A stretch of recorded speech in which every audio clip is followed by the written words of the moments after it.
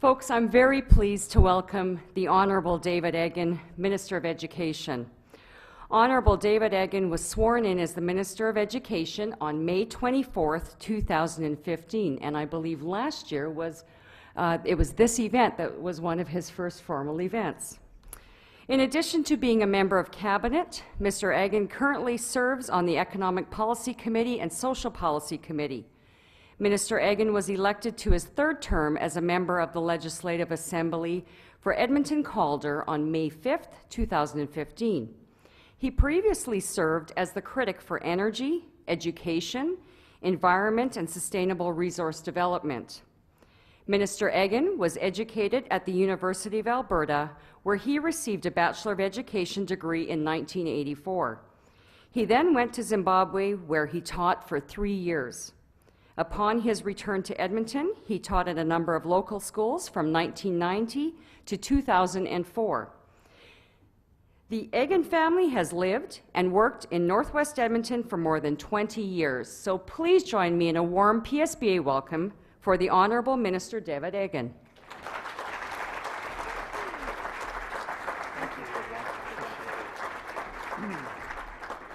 Well, thank you, Arlene. And she whispered "good luck" in my ear, so I'm a bit concerned already. We're just starting, but that's okay. I'm a public servant, and I'm at your service here, of course, today. Thank you so much for having me. And yes, it does bring back some fine memories of just being a year now since I've been the Minister of Education, and I flew down here in my car straight away after being appointed by Rachel, and you know, I must say that I've learned a tremendous amount in the last 365 days because although I was full of enthusiasm, I was maybe a little bit short on content a year ago. But now, not the case at all. It's been a very ambitious and busy year, and I just wanted to come first and foremost to thank you sincerely for all of the hard work that you have been doing as trustees for all of our boards across the province. I couldn't possibly have begun to engage the way that we had and the way the success that we've had without the tremendous work that each of your boards have done over this year. And so I just wanted to come and thank you for that, and certainly we'll hopefully try to well, we'll be ambitious again, but you know, over time, things will just keep getting better and better. I can guarantee it. Also, I want to thank you, and it's an excellent reminder for me to see how much you are engaging with youth in your programs here. I see quite a number of students here from schools, and what a great idea. I think it's just keeps us all focused on what we're supposed to be doing, and remind us constantly. And of course, you have that actual reminder of what high quality products we produce in our schools across the province. I'm sure that you've been very, very impressed with the clever insights that our young people can offer. I know Allison, I guess, is graduating now, Caulfield. I went to school with her dad, Tim, and so I'm only presuming that she's as clever as her dad. And he's, I think, a faculty member in the law in the University of Alberta, and he wrote the book, Why Gwyneth Paltrow is Wrong About Everything. I don't know if you've heard of that book or not, but he is constantly engaging in some of the mythology around health and celebrity, and it's quite a good read if you ever want to read something funny and insightful at the same time. So anyway, I just want to thank you. I'm going to revert to my prepared speech now, and we'll have some time for questions as well. I was just at the Pride Parade this morning. This is a 3-city, 3-event tour. Super Saturday, I've been calling it. I'm moving on to the Excellence in Teaching Awards tonight in Calgary as well, so I'm really looking forward to that. I've not been to that event, and this morning the Pride Parade was unbelievable. I've never seen so many people at a parade of any kind in Edmonton, and it was just a very, very helpful and encouraging group of people there today. So it's been a very important year for education, certainly, and our government, I believe, has made many significant steps to ensure that our school systems are moving forward in a progressive manner. We recognize that to a large degree, we've been elected to not just preserve the integrity of public education, but to make it stronger. And I know that it has been a difficult circumstance that we've been working under over this last year because of the economy, but I think that we saw the sacrifice that was necessary in other areas to make sure that we put the money into public education like we should have, and we'll continue to do so throughout our term. We know that we have increasingly complex needs in our classrooms, and these are all places that we need to make investments when we can. We had the fire as well in this last month, which was a very significant moment for all of us. And of course, we all pulled together in a remarkable way. We had about a third of all of the students from Fort McMurray, more than 12,000 displaced students, a third of them absorbed into your school boards across the province. And we've been tracking this very carefully. And I will have a submission to Cabinet in the next few days in regards to that. But I just wanted to come to thank you again for your contributions to making those students feel comfortable. I know that it's part of the healing process for people to make decisions about going back to school when you've been in such a difficult circumstance like that. And so I think we led the path to healing along the way. It's going to be a long path, but certainly the investment is worth it. And I have also, before Cabinet, other submissions in regards to Fort McMurray proper to ensure that they get the support that they need and so forth. We were certainly very lucky in many ways. None of the schools burned down in Fort McMurray. We had some damage, but in regards to the physical structures, they are there. And so that gives us a good starting point for like I say, for healing.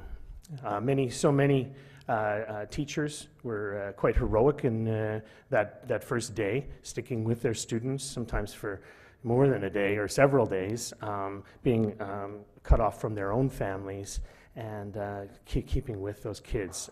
We'll hear about these stories for years to come, I'm sure, and to make sure that we recognize the heroism that we saw displayed on that day.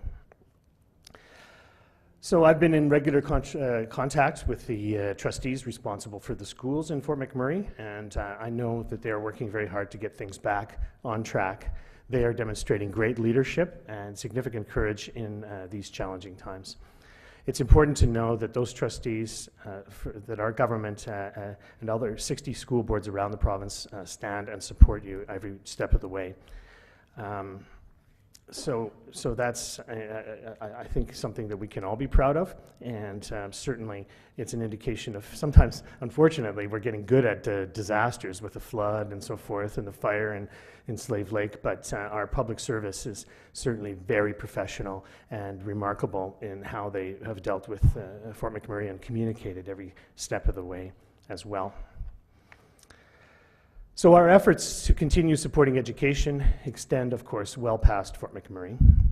It starts with stable and predictable funding that many of you have advocated for so many years, and myself as well in opposition.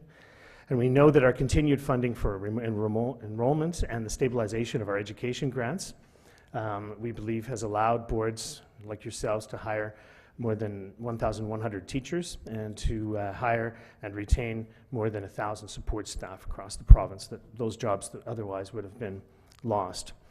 You can certainly count on us to continue to support your boards and the students you are responsible for.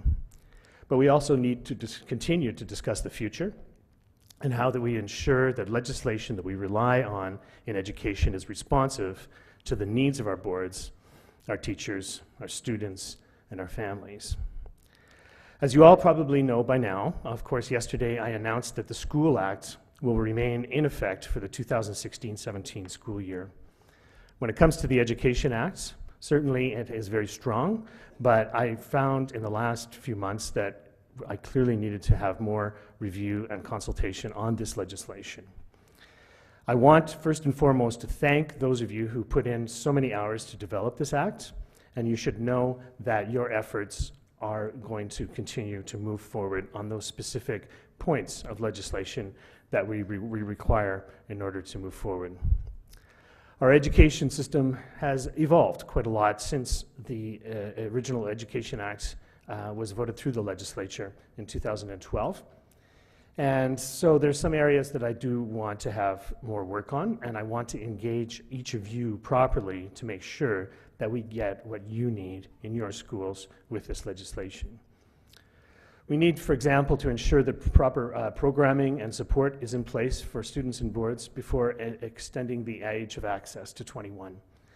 I know that this is a good, sound educational choice to make, but it costs money. And we need to have the programming there that supports the choice that students make to have that age of access to 21. I didn't want to spring that on you without having A, the financial support, and B, the programming and support in place, so that is a smooth and coherent decision. We also need to look more closely at the proposed move for student-based residency. This is something that the Metro school boards in particular were concerned about, and I simply needed to make sure that we make a coherent strategy around that too. We need to make sure that the Act is properly aligned with our ambitious goals to close the achievement gap for First Nations, Métis, and Inuit students as well. This is a very important initiative that all of you have embraced, and I want to make sure that new legislation is in keeping with our ambitions to close the achievement gap for FMNI students.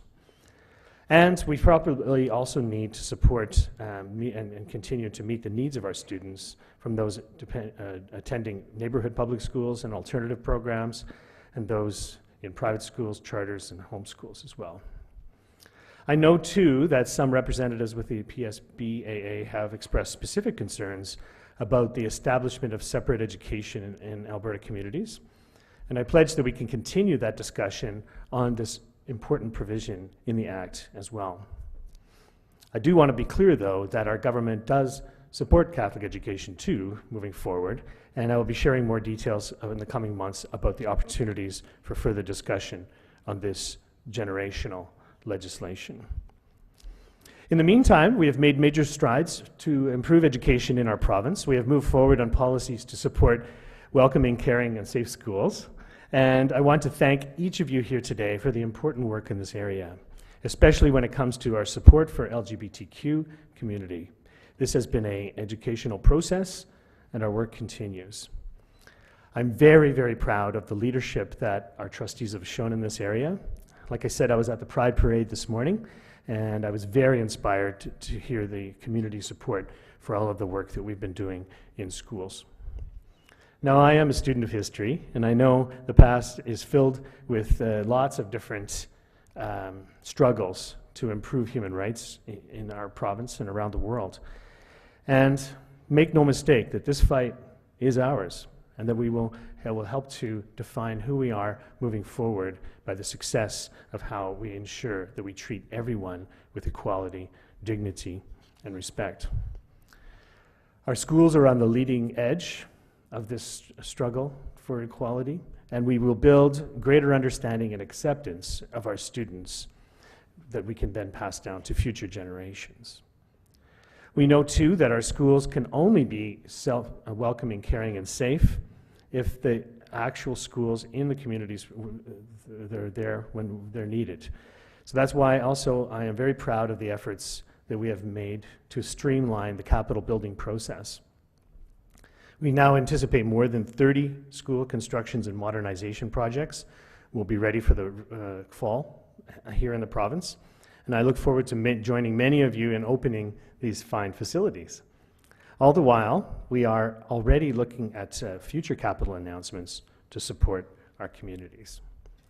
We'll also be working hard with school boards and municipalities to transform our schools into community hubs, so that way they will be alive well after activity, after school is finished in the afternoon. What happens during school actual hours, we will be improving the curriculum that is relied upon for all of us to deliver the education that's required. In the coming weeks, I will detail work on the curriculum that will be unprecedented and reshape how we modernize our education, as long as the cabinet approves my plan. I'm sure they will. I'll need all of your help to get to where we want it to be. Our students are too important not to move forward on curriculum and classroom resources that support quality education. We want our schools to offer more hands-on education too, and so that's why I formally launched the Career and Technology Foundations program, which will give boards more latitude to offer students an education beyond the walls of the classroom.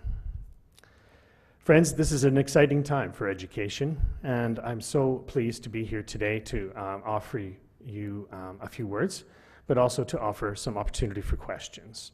And so certainly I know that people have their hands up already, so I feel like I'm back in the classroom, which I love very much, and I'm happy to take any questions or comments that you would like to ask me. Thank you very much.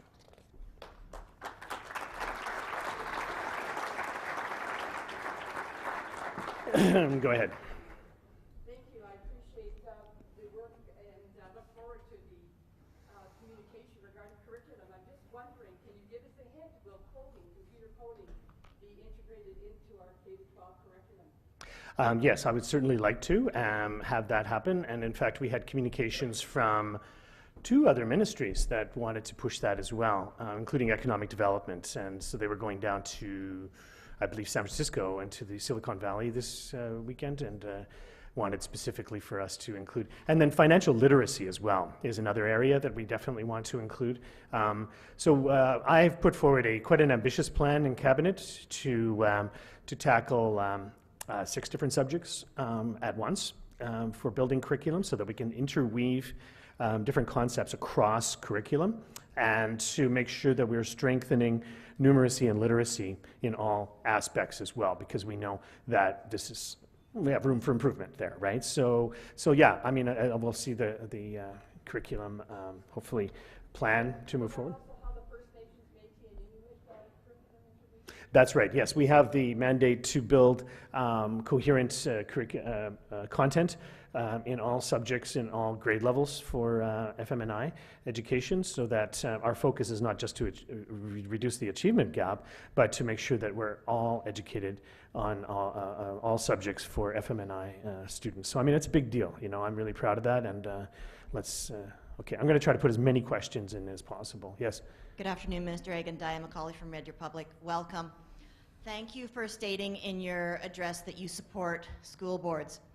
My question to you is specific around, do you support local autonomy then? And I'd like it to be around 2 questions that I'm going to ask you. Okay. One has to do with what's going on at TIBA. I know you can't talk a lot about TIBA. You were not the government that first instituted taking away some of the rights of boards in negotiations, but you could have been the government that could have gave them all back. Second one I want addressed is the MGA.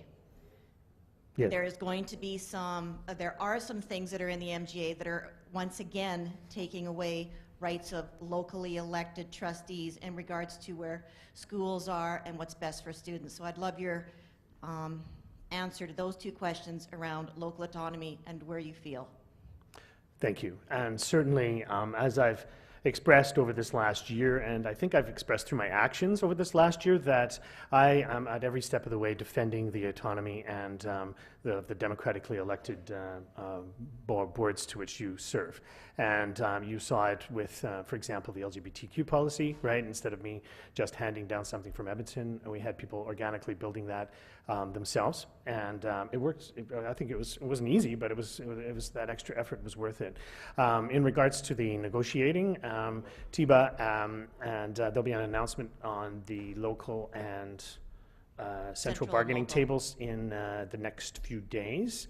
I believe that they will have something that you will quite like. So, you know, they worked through, I think, 175 different pieces, one side or the other.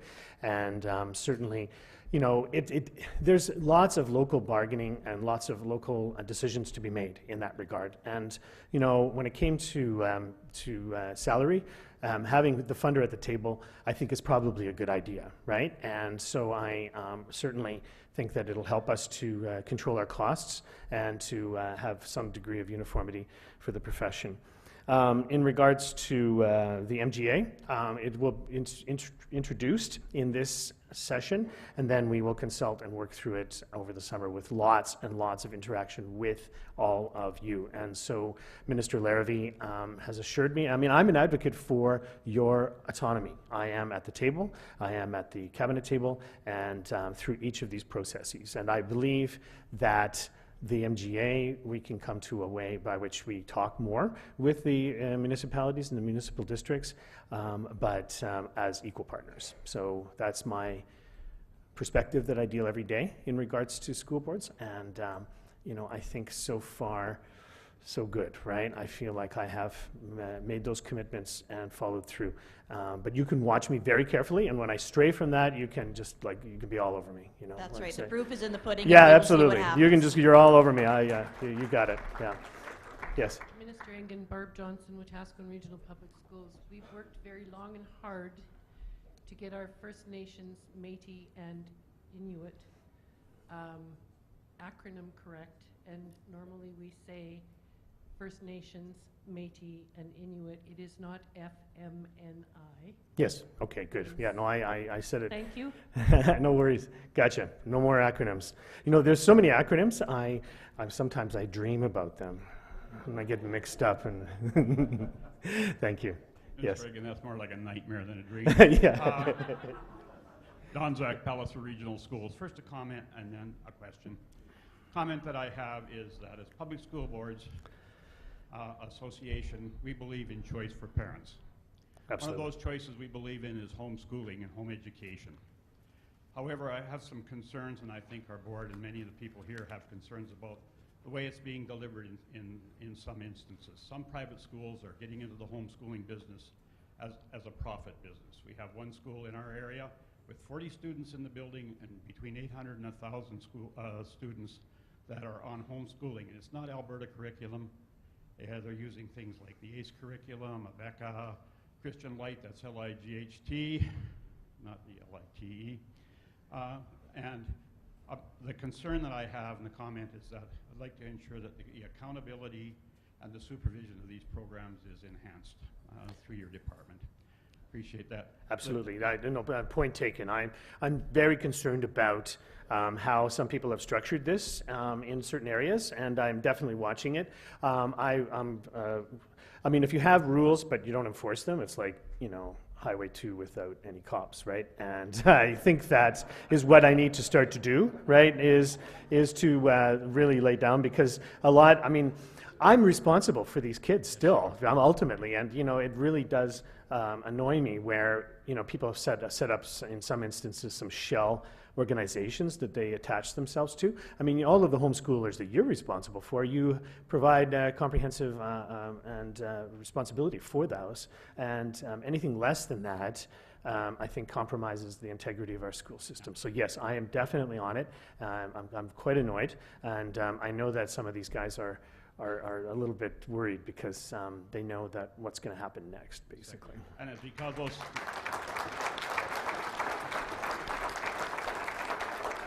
Because many of those students live in our district, we also are responsible for them. Well, that's right. You know, and if we end up with you know, kids that are not literate or not getting that proper education, we are all burdened with those kids for the rest of our lives. You know, so that's the way I look at it too. The question I have is very simple. Where is the Truth and Reconciliation Commission going to fit in the Alberta curriculum, or is there going to be some mention of that in Alberta? Yes, definitely. We have a First Nations, Métis, and Inuit division that's working very hard. We've put in $28 million into that specifically, and they're working on the curriculum to be infused, I think, starting probably in early secondary education, but at all levels at some form. So I've been asking very aggressively to start to get lesson plans and prototyping on that moving, because like I say, we'll have an important announcement in regards to curriculum here in the next few days, actually. Yes, I think your mic is next. Oh, I see you split across. Okay, good. Okay, go ahead. Thank you, Minister. My name's Zachary Flynn. I'm a student in Edmonton Public Schools.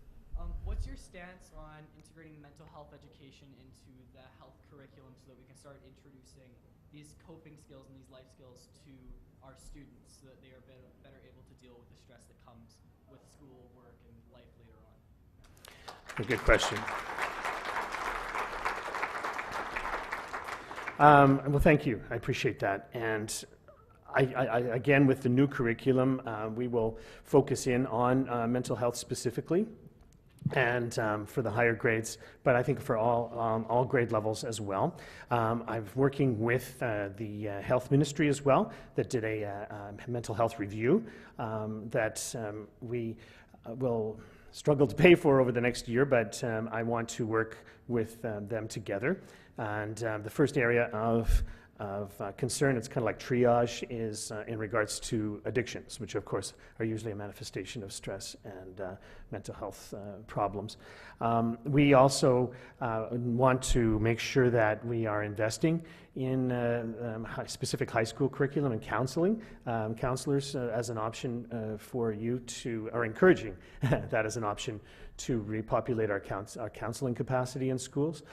We see every time that we have a large disaster just how important it is to have added capacity. And I've also been working with the education faculties across the province. We've set up a regular working schedule to meet with the heads of each of the faculties to improve training for all teachers in regards to counseling and mental health strategies.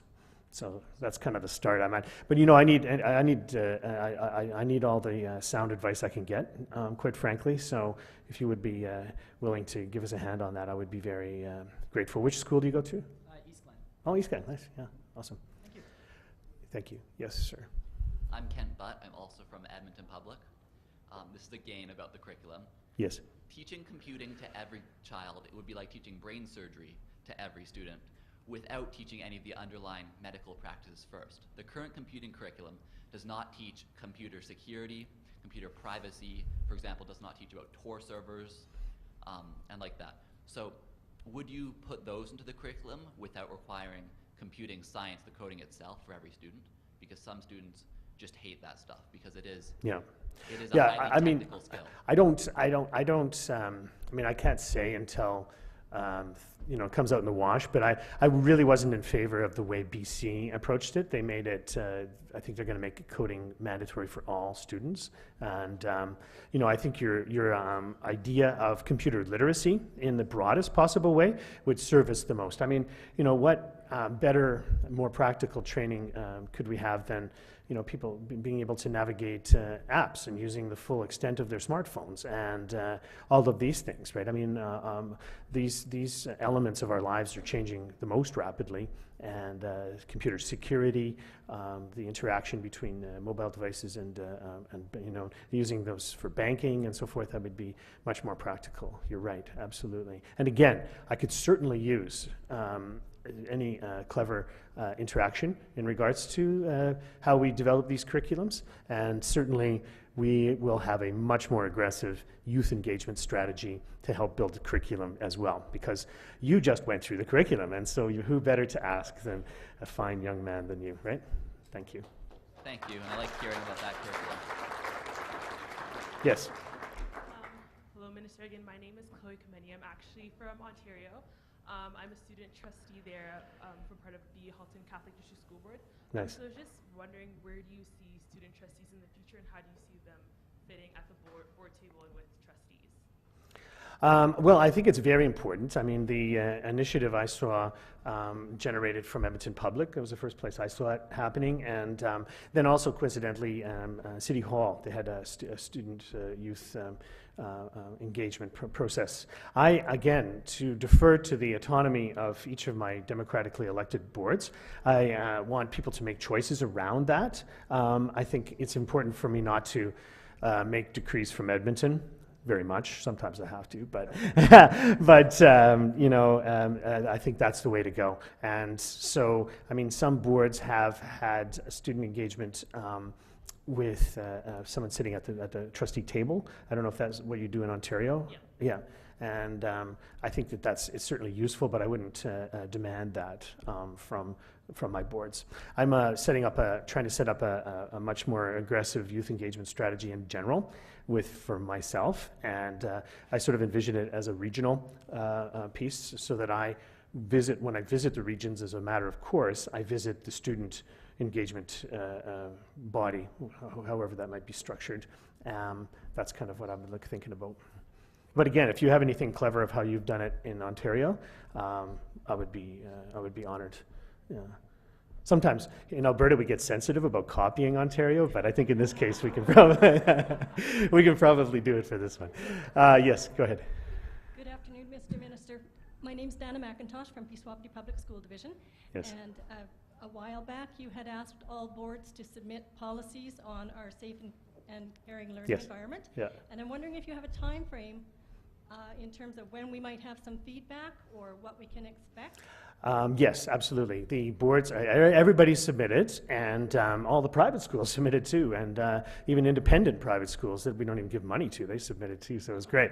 It's very interesting. The policies, yes, my field services team has now just gone through them. It took a bit longer because we received so many, and they are the same field service team that was heading up the Fort McMurray fire for our division.